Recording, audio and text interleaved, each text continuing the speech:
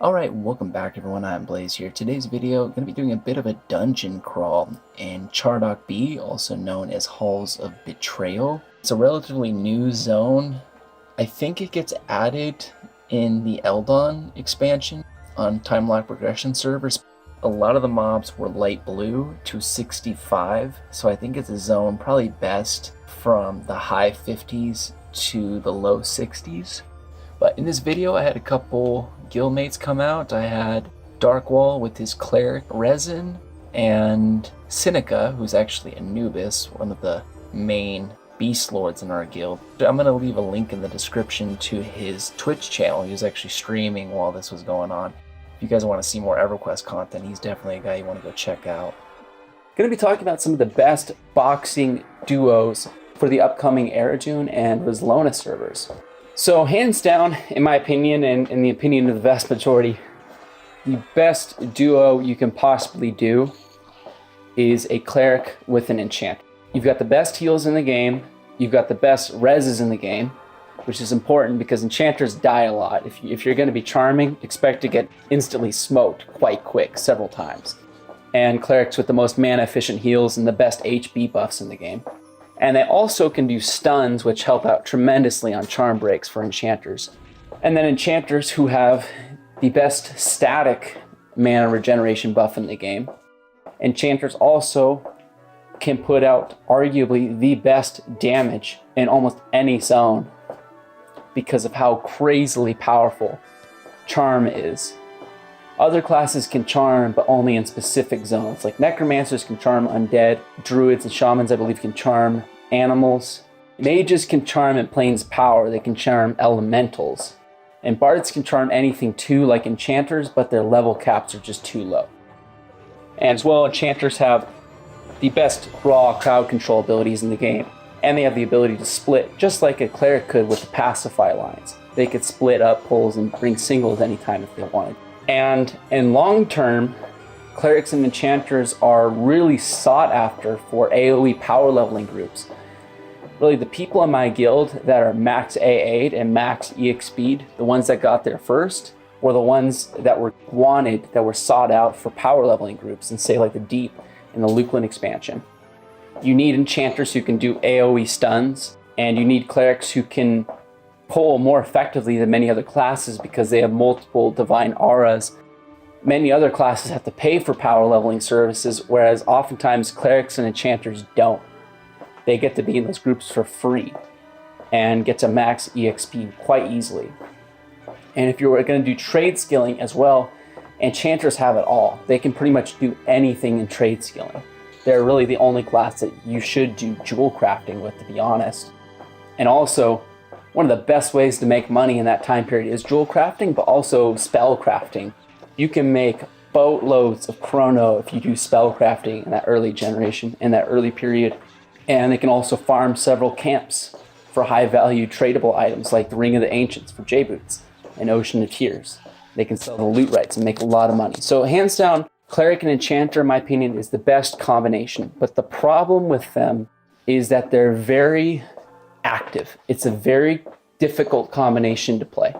Having to juggle heals, crowd control, charm, all simultaneously can be really hard. So some other really solid combinations are, for instance, say like Shadow Knight and Shaman. Shadow Knights being the best grouping tanks. They're actually one of the easiest tanks to use just because of how effective the Engulfing Darkness line, the little snare dot line that they have is. It's one of the easiest ways to hold aggro out of most classes, outside of what Rangers got. And Shadow Knights are very solid DPS too. They're not nowhere near top tier, but they can put out some damage. And Shamans, amazing buffs, are the first ones to get Spirit of the Wolf, can put out tremendous slows. If you can slow a mob down to 50 to 90%, almost anybody can tank that. Shamans also have their cannibalization line, which lets them convert hit points to mana. But the problem is it's still quite active. If you're going to play a tank class, you're going to have to be involved. You're going to actively have to play the class. And having to juggle a healer is difficult too, because it's not, you'd have to cast a slow, you'd likely have to cast a mallow, and you likely have to throw out a heal on the shaman. It wouldn't be just a sit and forget it class.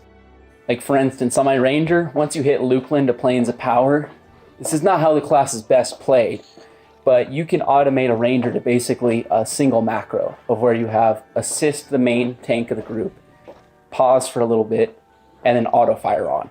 And that's the vast majority of a Ranger's DPS. You can automate a Ranger almost down to a single button click. There's not that many classes that you can actually do something like that with. Another good combination is Monk and Shaman. Again, Shaman with the incredible slows. Another thing about Shamans too is they have haste, which helps out tremendously with melee DPS classes.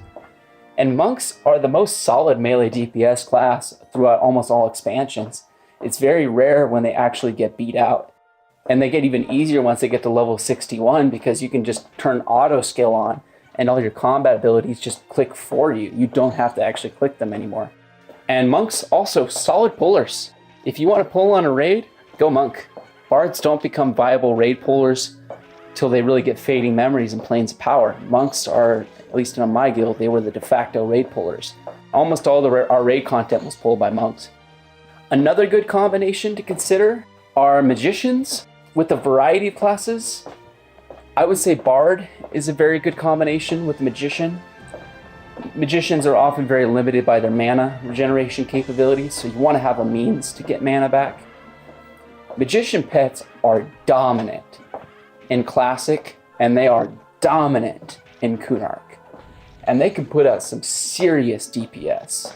And Call the Hero is a must-have on some of those early raids. It saves hours upon hours of clearing raid content in some of these high-end zones. You don't have to clear trash in many raid zones. You can just cough the whole raid through it and save a boatload of time.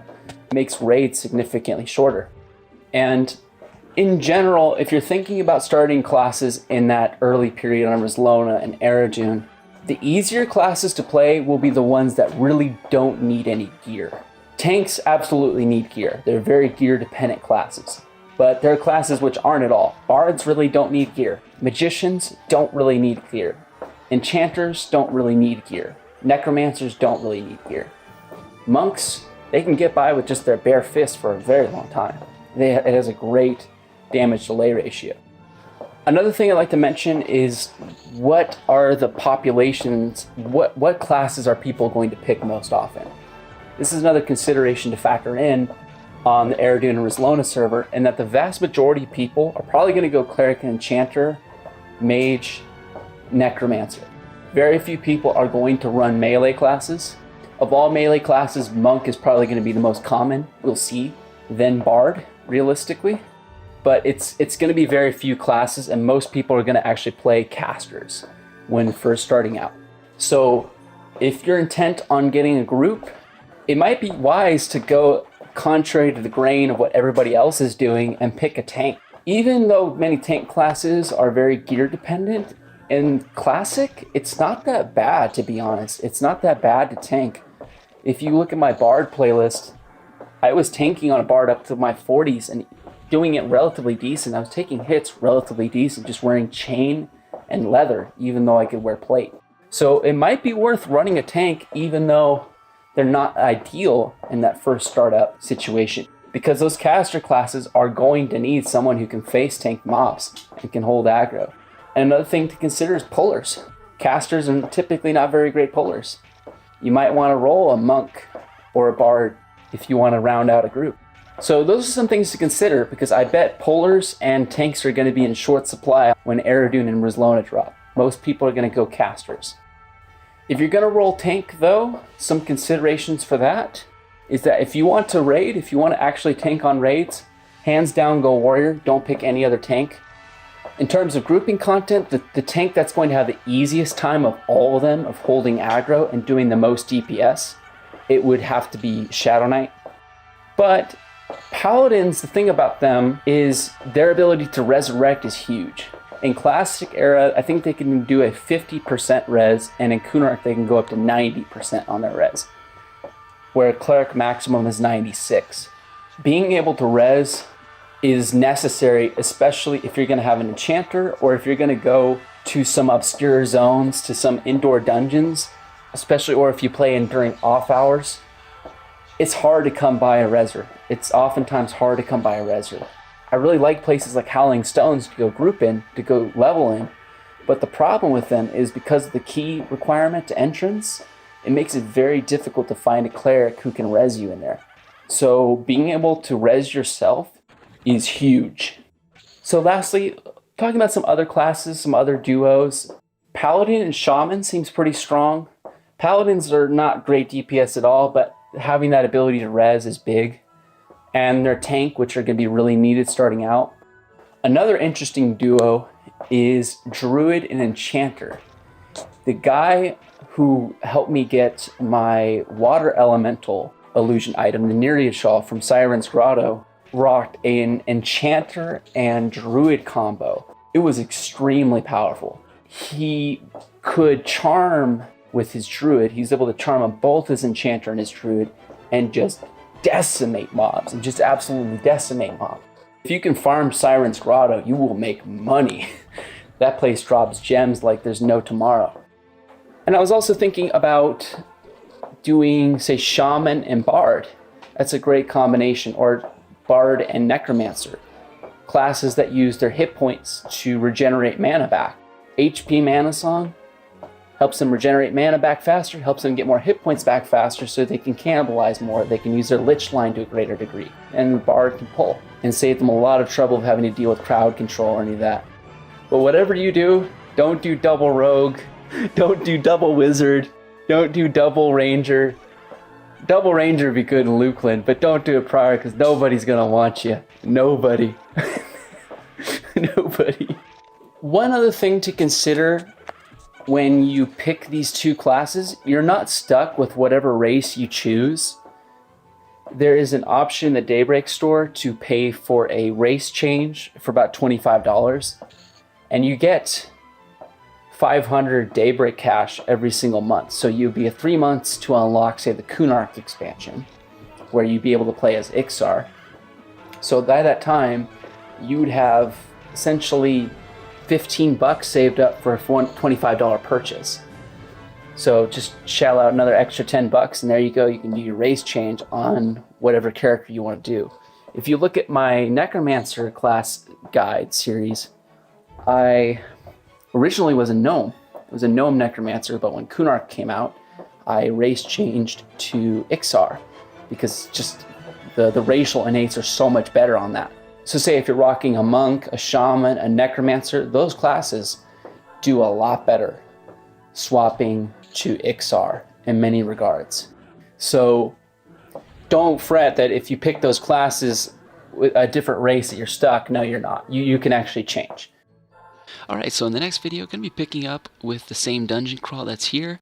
Going to be talking about the best leveling pathways, the best routes to get up to level 50 for Evil, Good Alliance, wherever you start in the world. Going to be talking about that. So I'll see you all in the next video.